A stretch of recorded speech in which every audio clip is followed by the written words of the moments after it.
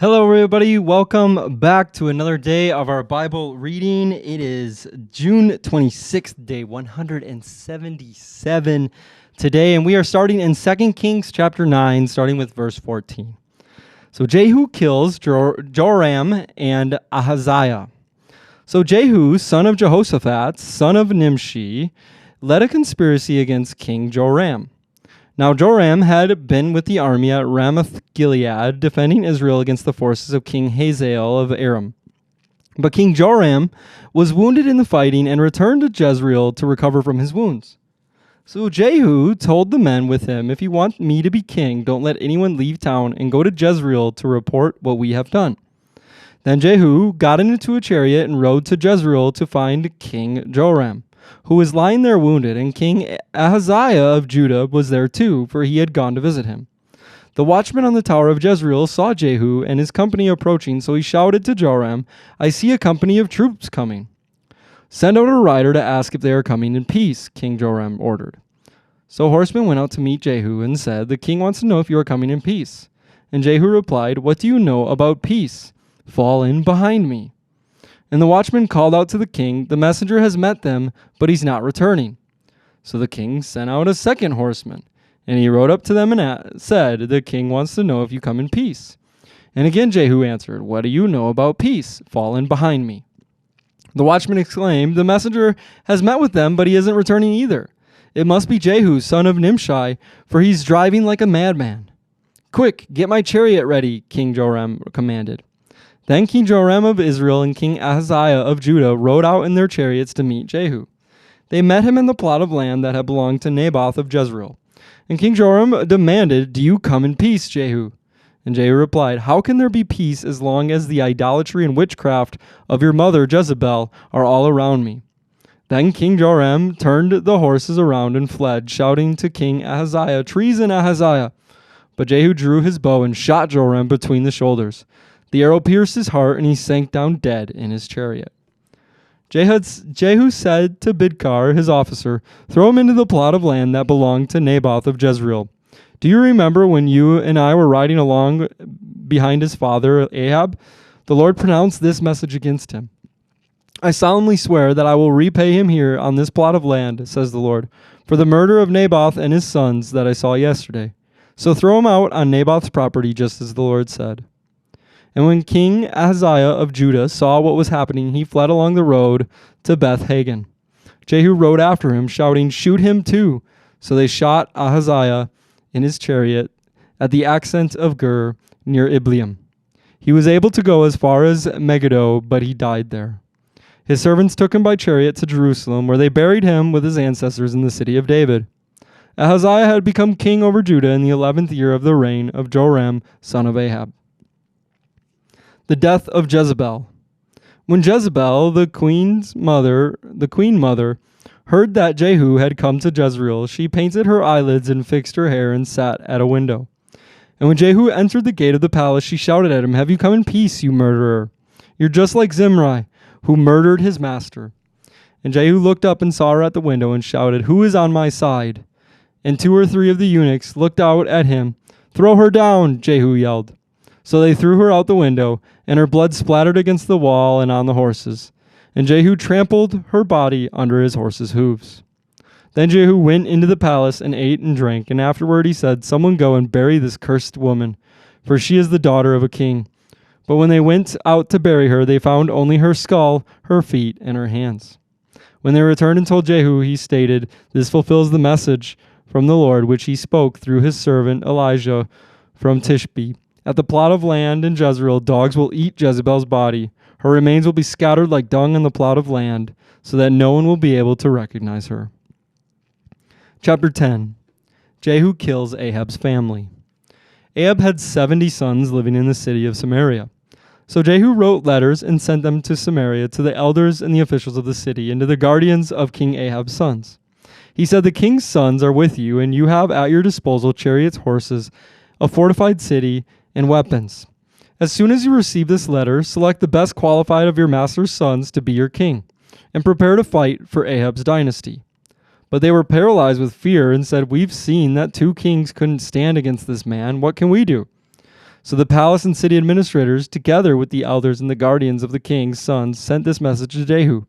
We are your servants and will do anything you tell us. We will not make anyone king. Do whatever you think is best.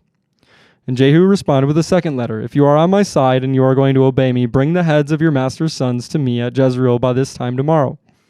Now the 70 sons of the king were being cared for by leaders of Samaria, where they had been raised since childhood. And when the letter arrived, the leaders killed all 70 of the king's sons. They placed their heads in baskets and presented them to Jehu at Jezreel. A messenger went to Jehu and said, They have brought the heads of the king's sons. So Jehu ordered, Pile them in 2 heaps at the entrance of the city gate, and leave them there until morning. And in the morning he went out and he spoke to the crowd that had gathered around them. You are not to blame, he told them. I am the one who conspired against my master and killed him. But who killed all these? You can be sure that the message of the Lord that was spoken concerning Ahab's family will not fail. The Lord declared through his servant Elijah that this would happen. Then Jehu killed all who were left of Ahab's relatives living in Jezreel and all his important officials, his personal friends, and his priests. So Ahab was left without a single survivor. Then Jehu set out for Samaria. Along the way, while he was at Beth-Eked of the shepherds, he met some relatives of King Ahaziah of Judah. Who are you? He asked them. And they replied, We are relatives of King Ahaziah, and we are going to visit the sons of King Ahab and the sons of the queen mother. Take them alive, Jehu shouted to the men, and they captured all 42 of them and killed them at the well of Beth-Eked. None of them escaped. And when Jehu left there, he met Jehonadab, son of Rechab, who was coming to meet him. After they had greeted each other, Jehu said to him, Are you as loyal to me as I am to you? Yes, I am, Jehonadab replied. If you are, Jehu said, then give me your hand. So Jehonadab put out his hand, and Jehu helped him into the chariot. Then Jehu said, Now come with me and see how devoted I am to the Lord. So Jehonadab rode along with him. When Jehu arrived in Samaria, he killed everyone who was left there from Ahab's family, just as the Lord had promised through Elijah. Jehu kills the priests of Baal. Then Jehu called a meeting of all the people of the city and said to them, Ahab's worship of Baal was nothing compared to the way I will worship him. Therefore summon all the prophets and the worshippers of Baal and call together all his priests. See to it that every one of them comes, for I am going to offer a great sacrifice to Baal. Anyone who fails to come will be put to death. But Jehu's cunning plan was to destroy all the worshippers of Baal.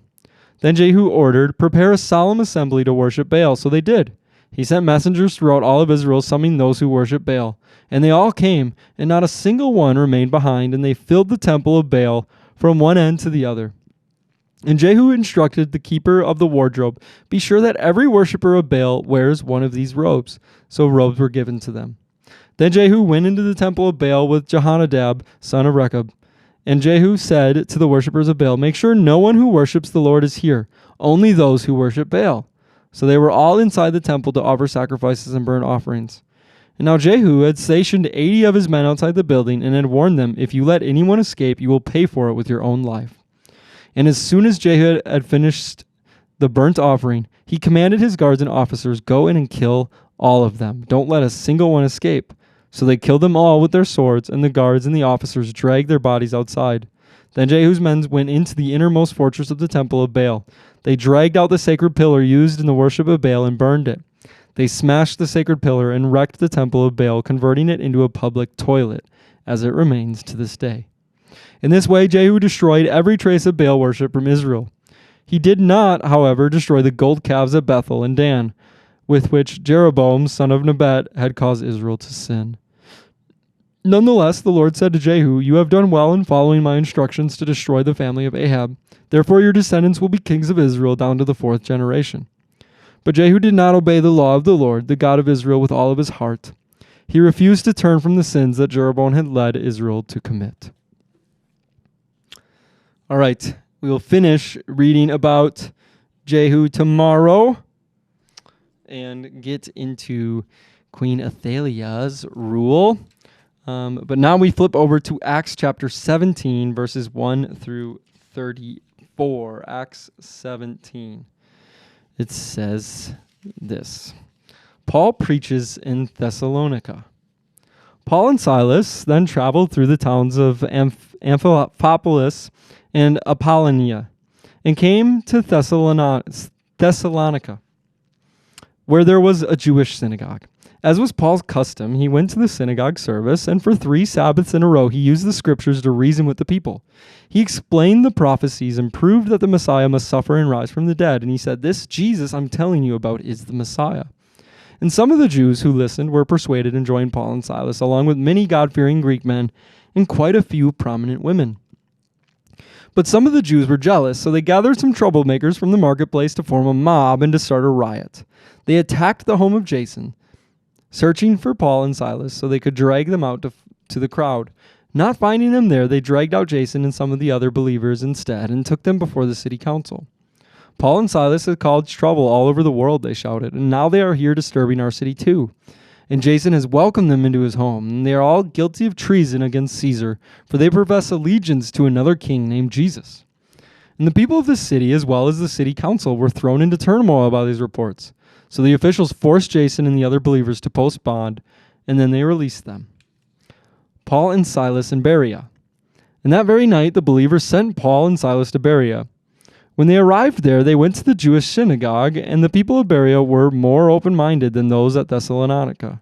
And they listened eagerly to Paul's message, and they searched the scriptures day after day to see if Paul and Silas were teaching the truth. And as a result, many Jews believed, and as did many of the prominent Greek women and men. But when some Jews in Thessalonica heard that Paul was preaching the word of God in Berea, they went there and stirred up trouble.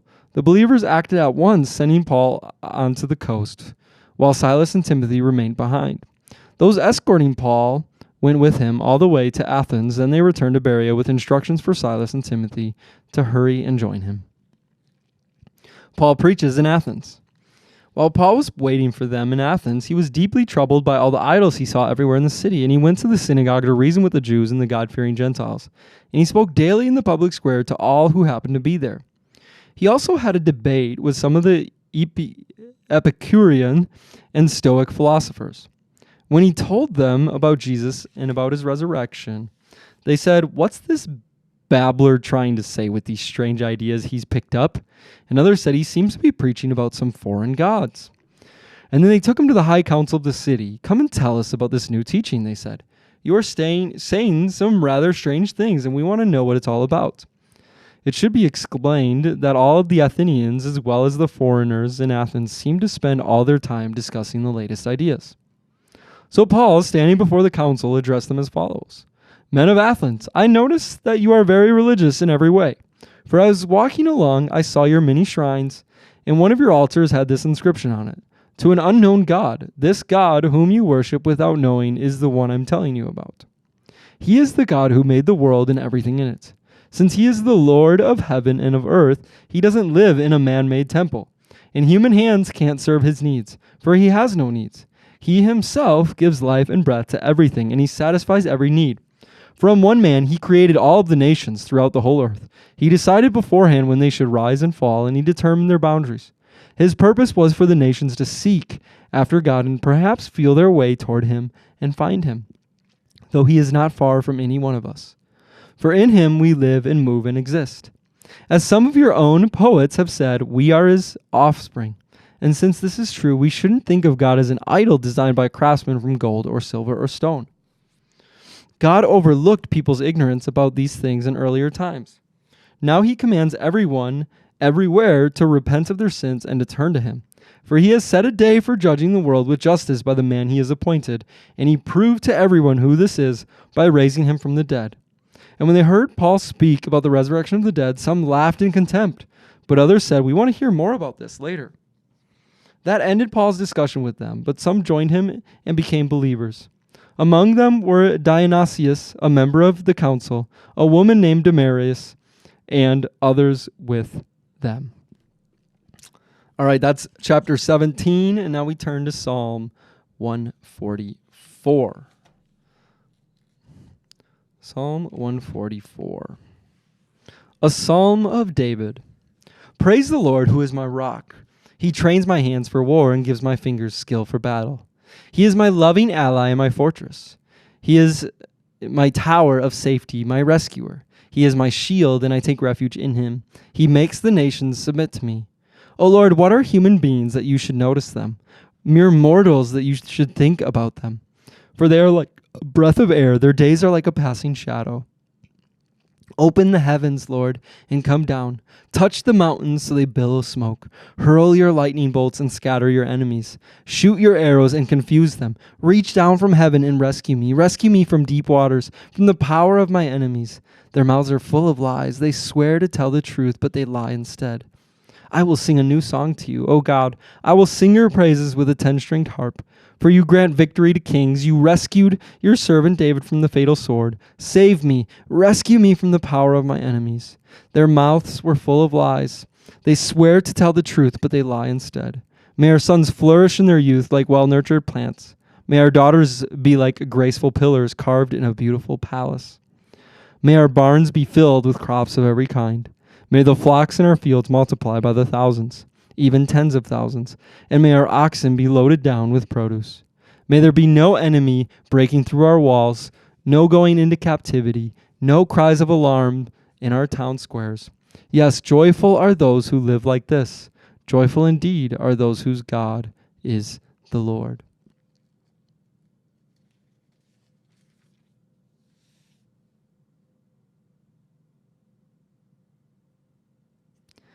Then we turn to Proverbs chapter 17, verses 27 and 28. A truly wise person uses a few words. A person with understanding is even-tempered. Even fools are thought wise when they keep silent. With their mouths shut, they seem intelligent. And last but not least, we have our quote of the day for June 26th. June 26th from Oswald Chambers is drawing on the grace of God now. Prayer is the practice of drawing upon the grace of God. Don't say, I will endure this until I can get away and pray. Pray now. Draw upon the grace of God in your moment of need. We plead with you not to receive the grace of God in vain. 2 Corinthians 6:1. All right, we had a long reading for today. Lots of crazy stories. This is why I love the Old Testament. Man, there's a lot of kinging, or there's a lot of killing. There's a lot of changing of kings. We see King Jehu just come in and he came in with this righteous, mandate on his life to come and rid Israel of these wicked kings. And this is one of the things that we see a lot in the Old Testament, and we see a lot in the nation of Israel. Is that when a king has purpose for the Lord, he does a lot of really awesome things. And then when he loses sight of his purpose, or when he's accomplished what he thinks that the Lord wanted him to do, all of a sudden he begins to be tripped up. And that's what we saw. We see the Lord is pleased with King Jehu, and even so that he's going to pass down for fourth generations of the kingdom. But we also see that he didn't completely live for the Lord, and he missed an opportunity, and that's something that we can take for ourselves. When we are living with purpose, we usually have ambition, we usually have drive, and we usually take what the Lord has put on our heart and take it forward. But when we lose sight of that purpose, we can get tripped up more easily.